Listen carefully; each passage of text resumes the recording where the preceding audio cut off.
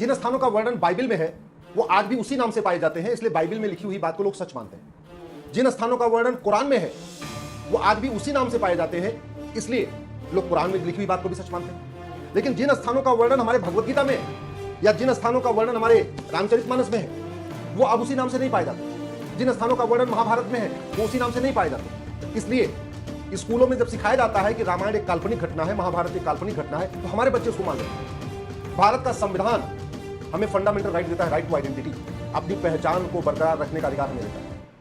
Right to dignity, ये fundamental right है। Sovereignty Bharat के प्रियम्बल में लिखा हुआ है, हम संप्रभु राष्ट्र हैं।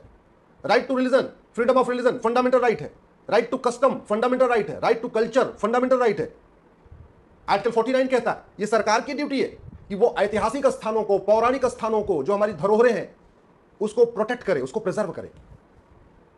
आर्टिकल 51 ये कहता है कि जो हमारे पुराने धरोहर है, जो हमारे विरासत है, उसको हम प्रोटेक्ट करें, उसको प्रिजर्व करें। इसके बावजूद आज तक भारत में एक भारतीय नामकरण संहिता नहीं बनाई गई, भारतीय नामकरण आयोग नहीं बनाया गया। वहसी दरिंदों ने हमारे मठ मंदिरों को लूटा तोड़ा, उसके बाद उस स्थान का नाम बदल दिया जो हमारे पौराणिक स्थान थे, जो हमारे धार्मिक स्थान थे, जो हमारे ऐतिहासिक स्थान थे, और उनको रीनेम करने के लिए आज तक एक भारतीय नामकरण आयोग नहीं बनाया, भारतीय नामकरण संहिता नहीं बनाई। कई बार इलेक्शन के पहले कुछ पॉलिटिकल पार्टियां एक दो स्थान का नाम बदलती हैं, लेकिन वो पॉलिटिकल फायदे के हिसाब से बदलती हैं। वो नाम भी बदलती हैं तो ये नहीं देखती कि इसका पौराणिक नाम क्या था। वो केवल अपने हिसाब से अच्छा इस एरिया में इस कास्ट के लोग ज्यादा हैं तो इनके नाम पे इसका जिला कर दो, हमें वोट ज्यादा मिल जाएगी। जैसे मायावती जी ने बहुत सारे नाम बदले जिलों के, लेकिन उन्होंने किसके नाम बदले? अपने पॉलिटिकल फायदे के हिसाब से। सपा की सरकार में भी नाम बदले गए अपने पॉलिटिकल फायदे के हिसाब से।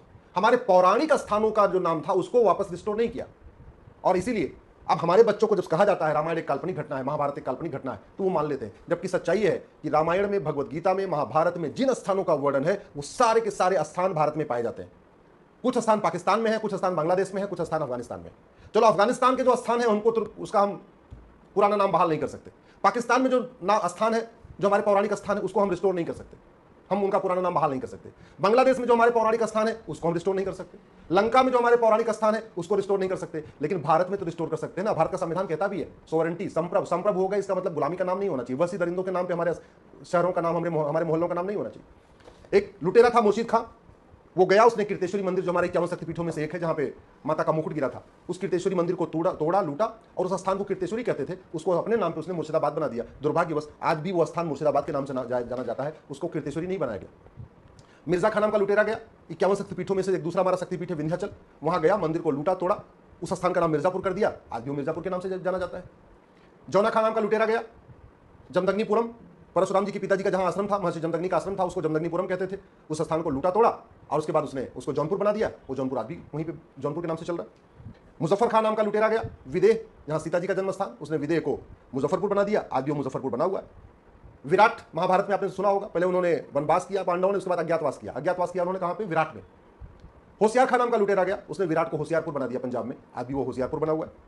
इसी तरीके से भगवान कृष्ण ने जो 5 गांव मांगे थे ना, तिलप्रस्थ उसको फरीदाबाद कहते हैं, पानप्रस्थ को पानीपत कहते हैं, सोनप्रस्थ को सोनीपत कहते हैं, इंद्रप्रस्थ को दिल्ली कहते हैं, व्याघ्रप्रस्थ को बागपत कहते हैं। उसी में एक गांव था गजप्रस्थ, उसको गाजियाबाद कहते हैं। अब आपको महाभारत आप पढ़ेंगे तो आपको वहां तिलप्रस्थ मिलेगा, व्याघ्रप्रस्थ मिलेगा, सोनप्रस्थ मिलेगा, पानप्रस्थ मिलेगा, गजप्रस्थ मिलेगा, इंद्रप्रस्थ मिलेगा, लेकिन इस नाम से आपको भारत के अंदर कोई शहर नहीं मिलेगा, कोई गांव नहीं मिलेगा। क्यों? क्योंकि सबका नाम बदल चुका है। तो गाजी खान ने गजप्रस्थ को गाजियाबाद बना दिया और फरीद खान ने तिलप्रस्थ को फरीदाबाद बना दिया। इसी तरीके से पांचाली, द्रौपदी का जो जन्म स्थान था उसको पांचाल कहते थे, आज उसको फर्रुख खान नाम का लुटेरा गया, उसने उसको फर्रुखाबाद बना दिया। मुराद खान नाम का लुटेरा गया, उसने रामगंगा नगर को मुरादाबाद बना दिया। बेगू खान नाम के लुटेरे ने अजातशत्रु नगर को बेगूसराय बना दिया। शरीफुद्दीन नाम के वहसी दरिंदे ने नालंदा बिहार को बिहार शरीफ बना दिया। दरभंगा नाम के वहसी दरिंदे ने द्वारभंगा को दरभंगा बना दिया। एक वहसी दरिंदा था हाजी शमसुद्दीन, उसने हरिपुर को हाजीपुर बना दिया। जमाल खान नाम के दरिंदे ने सिंहजानी को जमालपुर बना दिया। अहमद शाह नाम के वहसी दरिंदे ने भद्रकाली मंदिर तोड़ा था और उसने कर्णावती को अहमदाबाद बना दिया, वो अहमदाबाद आज भी चल रहा है। इसी तरीके से बुरहानपुर को भगनापुर बना दिया। होशंग शाह ने नर्मदापुरम को होशंगाबाद बना दिया। अहमद शाह ने अंबिकापुर को अहमदनगर बना दिया। अब अंबिकापुर को जो अहमदनगर था उसको सरकार ने रिस्टोर नाम तो बदला, लेकिन उसका नाम अहिल्याबाई नगर कर दिया। कायदे से उसका पौराणिक नाम जो अंबिकापुर था वो अंबिकापुर होना चाहिए, क्योंकि हमारे महाभारत में उसका नाम अंबिकापुर है। इसी तरीके से फरीद खान ने मोकलहार को फरीदकोट बना दिया। उस्मान अली ने धारासी को उस्मानाबाद बना दिया। तुगलक ने देवगिरी को तुगलकाबाद बना दिया। अब तुगलकाबाद जो एरिया है उसका हमने नाम तो बदला, लेकिन हमने उसका जो देवगिरी जो नाम था वो देवगिरी नाम बहाल नहीं किया। मुजफ्फर खान ने लक्ष्मी नगर को मुजफ्फरनगर बना दिया, शाहजहां ने गोमती नगर को शाहजहांपुर बना दिया, शाहजहांपुर आज भी चल रहा है। बख्तियार खिलजी ने नालंदा को बख्तियारपुर बना दिया। जरा सोचिए, जिस वहसी दरिंदे ने भारत की सबसे बड़ी लाइब्रेरी, बल्कि दुनिया की सबसे बड़ी लाइब्रेरी को जलाया, गुरुकुल को नष्ट कर दिया, नालंदा यूनिवर्सिटी को नष्ट कर दिया, उसके नाम पे आज जो रेलवे का जंक्शन है आज भी वो बख्तियारपुर है, उस एरिया का नाम आज भी बख्तियारपुर है। इतनी गुलामी की सोच भर गई है, जनता में भी गुलामी की सोच भरी है, नेताओं में भी गुलामी की सोच भरी है, विधायिका के लोगों के भी मतलब मानसिक रूप से गुलाम है, कार्यपालिका वाले भी मानसिक रूप से गुलाम हो चुके हैं, न्यायपालिका वाले भी मानसिक रूप से गुलाम हो चुके हैं, और ये खबर पालिका वाले भी मानसिक रूप से गुलाम हो चुके हैं। ये मीडिया वालों को इसकी चिंता ही नहीं होती, बकवास की चीजों पे दो दिन बहस करेंगे, लेकिन कभी इस बात पे बहस नहीं करेंगे कि गुलामी के नाम मिटाया जाए। महबूब खान ने महबूब नगर बना दिया, करीमुद्दीन ने करीम नगर बना दिया, अली मीर जाफर ने अलीपुर बना दिया, इंदौर को निजामाबाद बना दिया, भाग्यनगर को हैदराबाद बना दिया, भिटौरा को फतेहपुर बना दिया, हरिगढ़ को अलीगढ़ बना दिया, अंबिका नगर को अमरोहा बना दिया, आर्यमगढ़ को आजमगढ़ बना दिया, जसनौल को बाराबंकी बना दिया, गाजीपुर को गाजीपुर बना दिया। ऐसे 1000 से ज्यादा भारत में स्थान है, सड़कों के नाम हैं, गलियों के नाम हैं, कस्बों के नाम हैं, गाँवों के नाम हैं, मोहल्लों के नाम हैं, तहसीलों के नाम हैं, थानों के नाम हैं, जिलों के नाम हैं, जो बाकायदा वहसी दरिंदों के नाम पे। दिल्ली बनाया किसने? युधिष्ठिर ने। दिल्ली में युधिष्ठिर रोड नहीं है, भीम रोड नहीं है, नकुल रोड नहीं है, सहदेव रोड नहीं है, कुंती रोड नहीं है, माद्री रोड नहीं है, अभिमन्यु रोड नहीं है।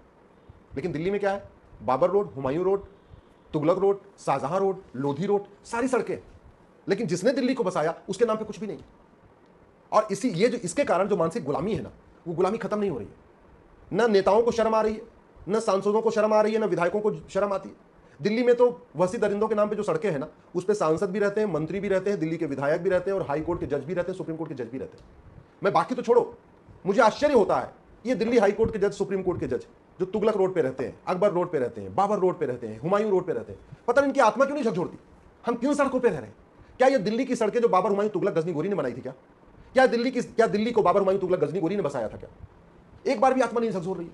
इसलिए मैं आप लोगों से निवेदन कर रहा हूं, आप जागिए, अपने सांसदों से मिलिए और एक भारतीय नामकरण आयोग बनाने की मांग करिए, भारतीय नामकरण संहिता बनाने की मांग करिए। अगर एक एक सड़क बदलेगी, एक एक मोहल्ला बदलेगा, एक एक गांव बदलेगा, अगले 1000 साल तक बदल नहीं पाएगा। कायदे से एक नामकरण आयोग होना चाहिए, एक नामकरण आयोग बनाया जाए, उसमें जज भी हों, उसमें सामाजिक कार्यकर्ता भी हों, इतिहासकार भी हों, सब लोग हों उसमें, और एक ही बार में जितने वहसी दरिंदों के नाम पे हैं उसका पुराना नाम ढूंढ ले और एक ही झटके में एक भारतीय नामकरण संहिता बना के सबको एक साथ बदल दिया जाए। एक साथ वन गो में सबको बदल दिया जाए। ऐसे एक बदलते रहेंगे कि तू मैं होगा, आरोप प्रत्यारोप होगा, 4 दिन बहस होगी, फिर एक सड़क का नाम बदला जाएगा। पता चला एक सड़क का नाम बदलने के लिए पूरे 5 दिन बहस हो रही है। तो फायदा क्या है? अराजकता फैलती है, इससे उन्माद फैलता है। इसका स्थायी समाधान है भारतीय नामकरण संहिता, uniform naming commission, one nation one naming commission, one nation one naming code. एक भारतीय नामकरण संहिता हो, एक भारतीय नामकरण आयोग हो, और एक ही झटके में देश से गुलामी के नाम मिटा दिए जाए।